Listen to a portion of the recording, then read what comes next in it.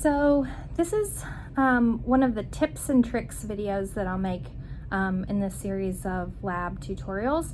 And this tips and tricks video is about how I think you might use the videos in this series. So these videos are going to be me showing you how to do a variety of different tasks that we often do in the lab.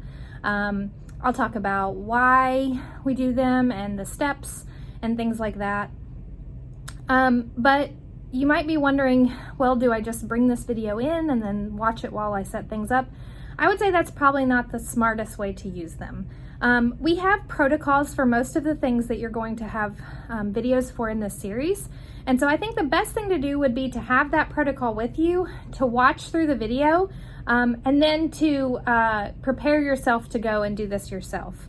I would recommend taking notes while you're watching the videos, just as if I were training you in the lab. So if I were training you to do something in the lab, I would expect you to be taking notes and making notes, especially of the little things that might not be in the protocol. That way, when you go and set up this type of experiment yourself, you don't have to watch a 40-minute video as you're setting something up. That would probably really slow you down.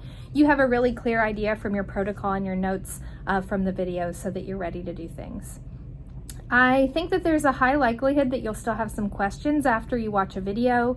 One of the questions you'll often have is, where is this reagent or where is that reagent? So these videos are not meant to replace all in-person training. They're just meant to offload a lot of the in-person training into video form so that I can still train a lot of people personally without me having to do this every time someone new comes into the lab.